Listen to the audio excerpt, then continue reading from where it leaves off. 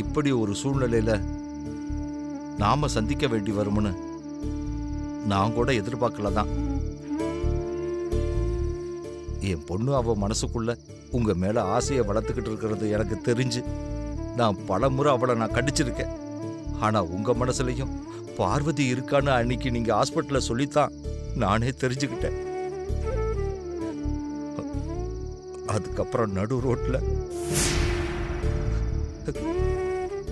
என் பொண்ணு கண்டிக்க எனக்கு உரிமை இருக்கு பெரிய தம்பி. ஆனா உங்களை என்னால எப்படி கண்டிக்க முடியும்?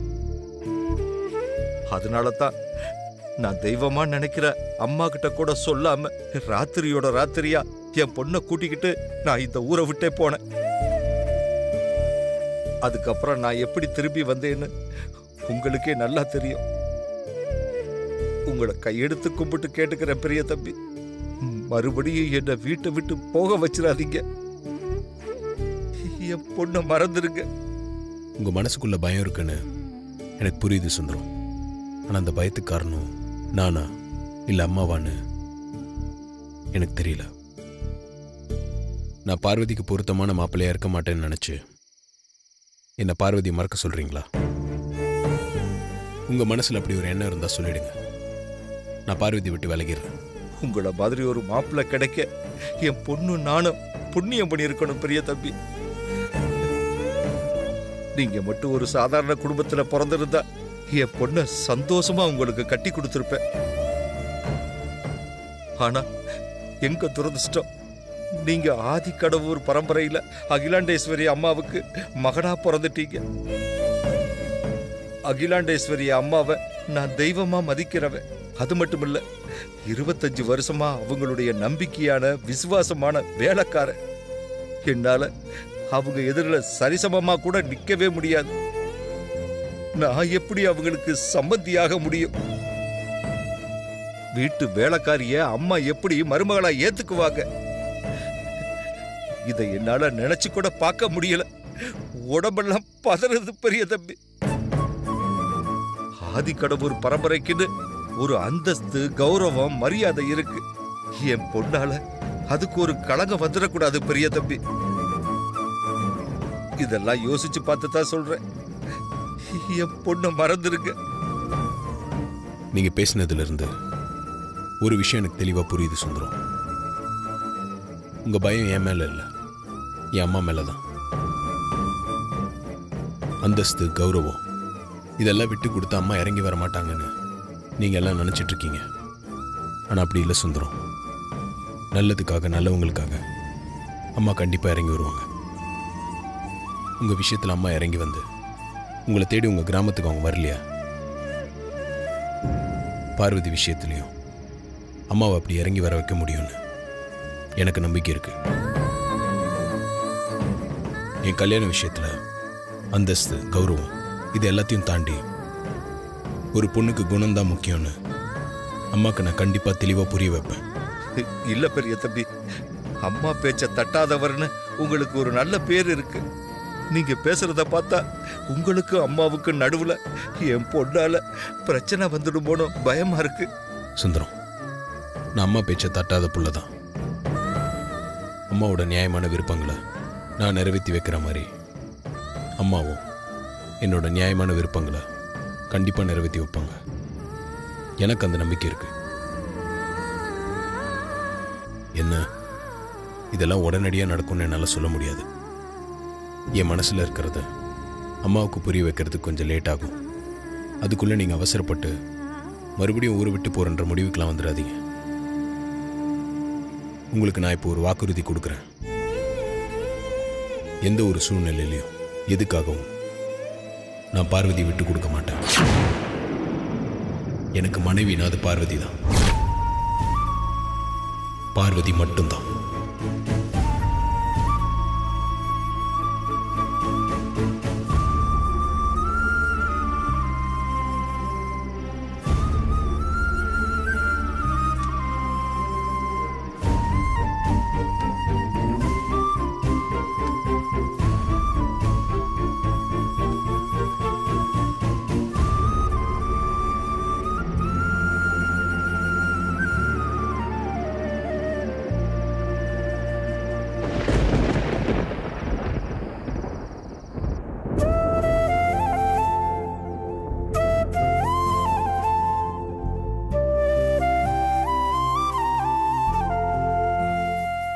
Excuse me Aishwarya. என்ன ஐஸ்வர்யா, என்ன உள்ள வான்னு கூப்பிட மாட்டியா? நான் உள்ள வரலாமா? உள்ள வா மித்ரா. தேங்க்யூ. என்ன மித்ரா, திடீர்னு என்ன தேடி என் ரூம்க்கு வந்திருக்க? ரொம்ப போர் அடிக்குது ஐஸ்வர்யா.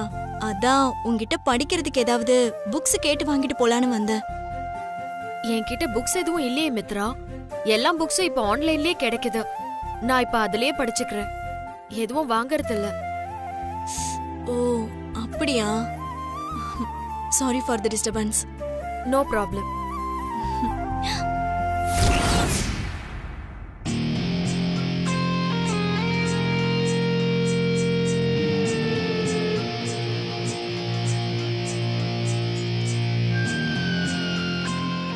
ஐஸ்வர்யா, இந்த விளக்கு ரொம்ப நல்லா இருக்கே.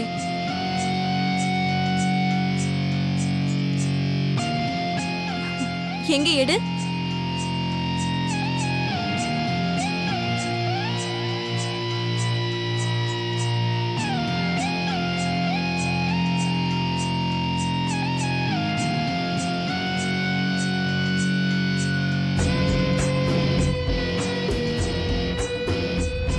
இந்த விளக்கு என்கிட்ட இருக்கிறத விட வீட்டுக்கு விளக்கேத்த வந்த மருமக கிட்ட இருக்கிறது தான் சரி. Thanks uncle. அப்போ இன்னொரு விளக்கு? அது மூத்த மருமகளுக்கு. வாவ் ஐஸ்வர்யா, இத நீ எங்க வாங்குன? அங்கிள் இன்னொரு விளக்கு மூத்த மருமகளுக்குன்னு சொன்னாரே. ஆனா மித்ராக்கு விளக்கு கொடுக்கல போல இருக்கே. சரி, அங்கிள் கொடுத்ததுன்னு நாம இவகிட்ட சொல்ல வேண்டாம். ஐஸ்வர்யா, இந்த விளக்கு நீ எங்க வாங்குனேன்னு கேட்ட. அது மயிலாப்பூர் கோவில் பக்கத்துல பூஜை சாமான்லாம் விற்கும்ல, அந்த கடையில வாங்கினேன். ஓ ரொம்ப அழகா இருக்கே. ஒன்னு பண்றியா, எனக்கும் இதே மாதிரி ஒரு விளக்கு வாங்கி தரியா? ஆ கண்டிப்பா வாங்கி தரேன். ஓகே.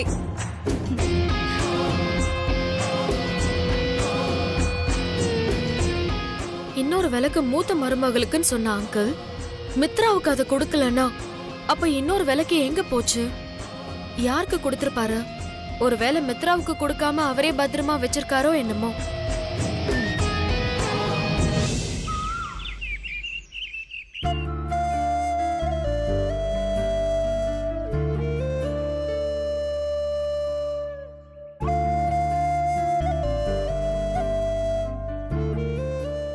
என்ன மாமா, என்கிட்ட ஏதோ பேசணும்னு சொல்லி கூட்டிட்டு வந்துட்டு எதுவுமே பேசாம யோசனையிலே இருக்கீங்க.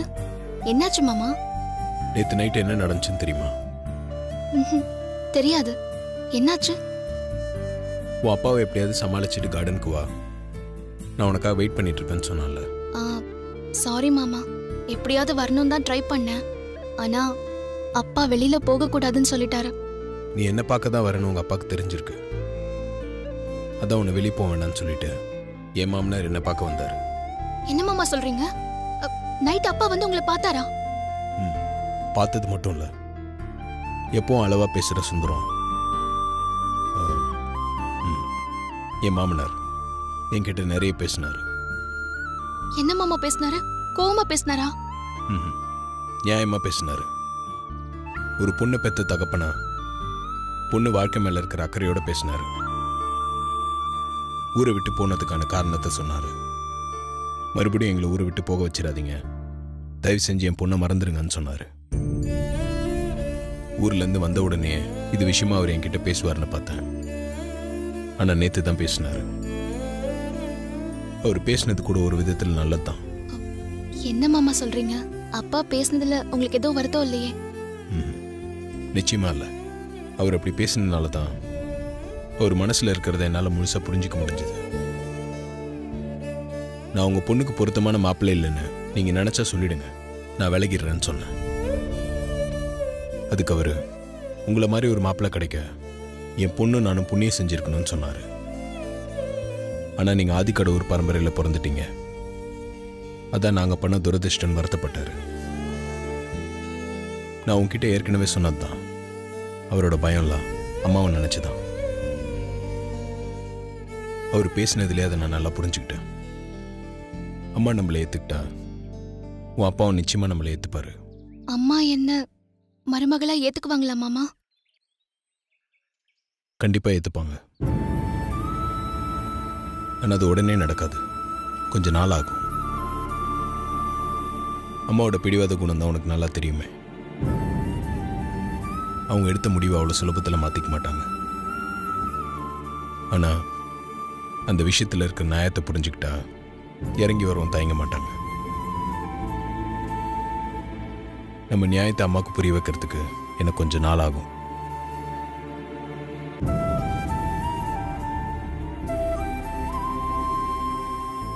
இப்போ எது கண் கலங்குற? என்னால நீங்க ரொம்ப சிரமப்படுறீங்க மாமா. உங்க வாழ்க்கையில நீங்க எத்தனையோ அழகான பொண்ணுங்களை சந்திச்சிருப்பீங்க. அதுல உங்க அந்தஸ்துக்கு ஏத்த மாதிரி அம்மாவுக்கு பிடிச்ச மாதிரி ஒரு பொண்ணை காதலிச்சிருந்தீங்கன்னா உங்களுக்கு இவ்ளோ கஷ்டம் இருந்திருக்காது. போயும் சமையல்காரியான என்ன காதலிச்சதுனால்தான் அம்மாவுக்கும் எனக்கும் நடுவுல நீங்க ஊசல் ஆட வேண்டியிருக்கு. நீ சொன்ன மாதிரி நான் எத்தனையோ பொண்ணுங்களை சந்திச்சிருக்கேன். ஆனா எந்த பொண்ணு என் மனசுக்குள்ள வந்ததில்லை. ஒரு பொண்ணை பார்த்ததும் அந்த பொண்ணு நம்ம வாழ்க்கையில வந்தா நம்ம வாழ்க்கை முழுமையாகும் நம்ம மனசுல தோணணும். உன்னை பார்த்ததும் என் மனசுல அப்படி தோணுச்சு. நீ மட்டும்தான் என் மனசுக்குள்ள வந்த.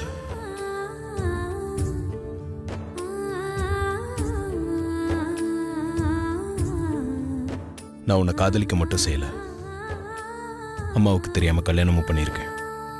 உன் அப்பாவுக்கும் வாக்கு கொடுத்துருக்கேன். என்ன நடந்தாலும் பார்வதி தான் என் மனைவின்னு. அதே மாதிரி உனக்கும் ஒரு வாக்கு கொடுக்குறேன். என்னை பொறுத்த வரைக்கும் ஒரு ஆம்பளைக்கு பெத்தவளும் அம்மா தான், அவன் கல்யாணம் பண்ணிக்கிற மனைவியும் அம்மா தான். ரெண்டு பேரையும் விட்டு கொடுக்காம வாழ்க்கை நடத்திட்டு போறவன் தான் சரியான ஆம்பளை. நான் சரியான ஆம்பளை.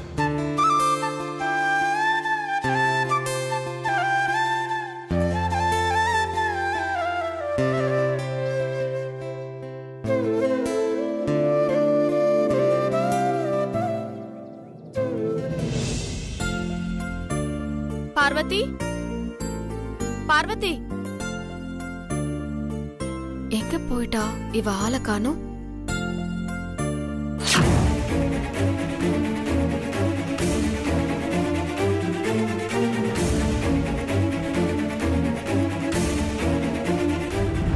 இந்த விளக்கு என்கிட்ட இருக்கிறத விட வீட்டுக்கு விளக்கேத்த வந்த மருமக கிட்ட இருக்கிறது தான் சரி. Thanks uncle. அப்போ இன்னொரு விளக்கு? அது மூத்த மருமகளுக்கு. இன்னொரு விளக்கு மூத்த மருமகளுக்குன்னு சொன்ன அங்கிள் அந்த விளக்க மித்ராவுக்கு கொடுக்கல. ஆனா இங்க எப்படி வந்துச்சு? வாங்கம்மா. நிக்கிறீங்க, உட்காருங்க. பார்வதி எங்கடா கணேசா? அக்கா மார்க்கெட்டுக்கு போயிருக்காங்கம்மா, இப்போ வந்துடும்.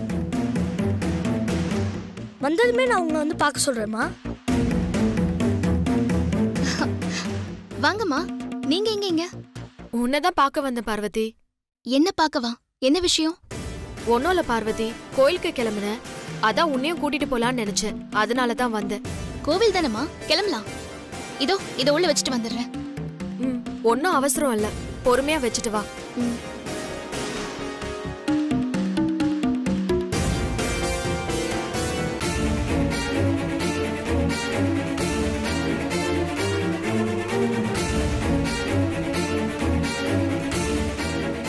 வாங்கம்மா போலாம்.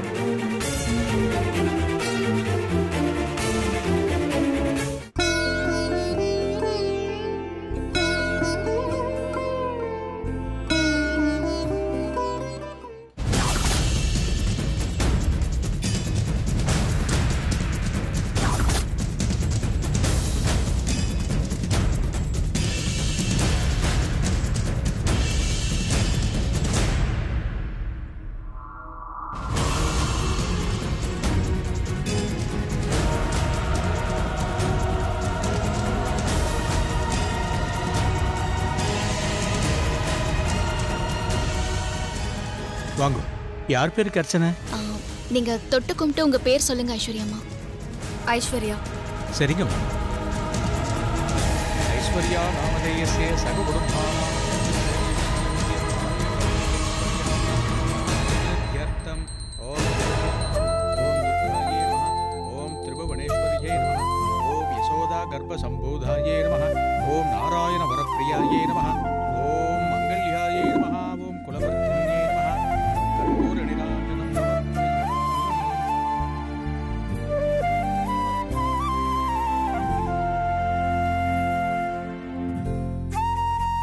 உட்காருங்கம்மா.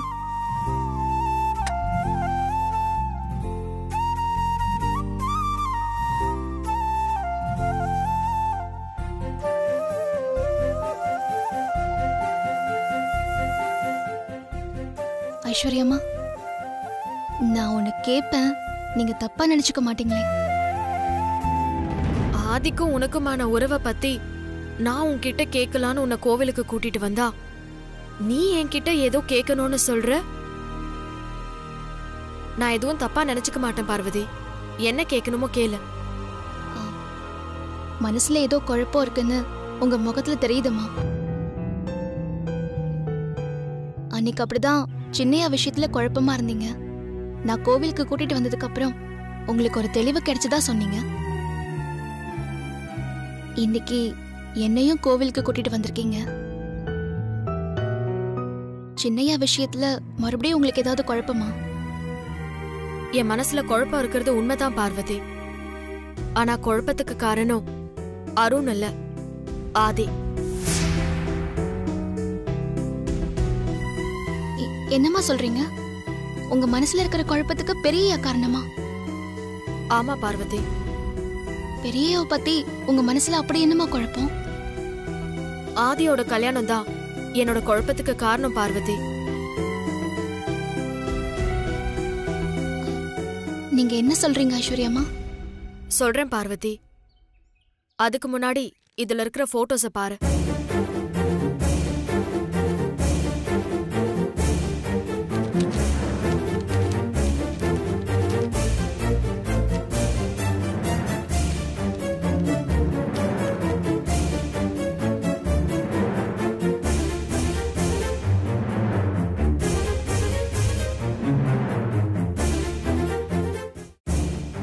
இந்த பொண்ணு எப்படி இருக்கா பார்வதி? ஆதிக்கு பொருத்தமா இருப்பாளா? என்ன ஐஸ்வர்யம்மா சொல்றீங்க? நம்ம ஆதிக்கும் இந்த பொண்ணுக்கும் ஜோடி பொருத்தம் எப்படி இருக்கும்? நல்லா கொஞ்சம் பார்த்து சொல்லு பார்வதி.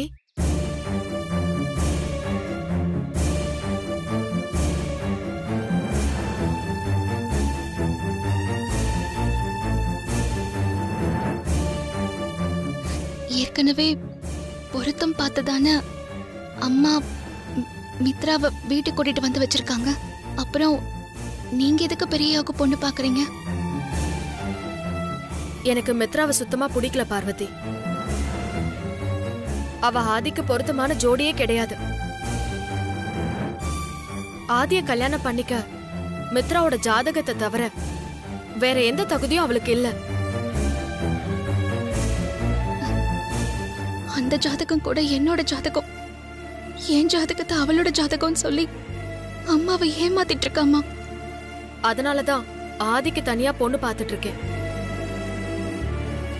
உனக்குதான் ஆதிய பத்தி நல்லா தெரியுமே. அதனால இந்த போட்டோல இருக்கிற பொண்ணுங்கள்ல ஆதிக்கு பொருத்தமான பொண்ணு யாருன்னு செலக்ட் பண்ண பார்க்கலாம். அவரோட பொண்டாட்டினா நான் எப்படி செலக்ட் பண்ணுவேன்? புரிஞ்சுக்காம நம்ம கிட்ட போட்டோவை காட்டுறாங்களே. வேண்டாம் ஐஸ்வர்யா அம்மா, இதெல்லாம் சரி வராது. ஏன் சரி வராதுன்னு சொல்ற?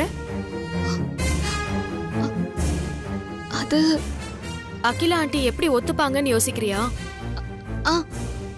ஆண்டி கிட்ட நான் பேசிக்கிறேன். இந்த போட்டோஸ்ல இருந்து ஒன்னு செலக்ட் பண்ண, அது போதும். ஐயோ, என் நிலைமை புரியாம பேசுறாங்களே. அவரோட பொண்டாட்டினா நான் எப்படி செலக்ட் பண்ணுவேன்? என்ன தர்ம சங்கடத்துக்கு ஆளாக்குறாங்களே.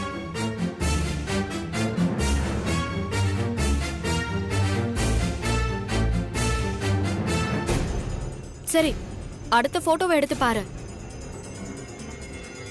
நிச்சயமா அந்த பொண்ணு உனக்கு பிடிக்கும். ஆதிக்கு பொருத்தமான ஜோடி அந்த பொண்ணு தான்னு நீயே சொல்லுவ.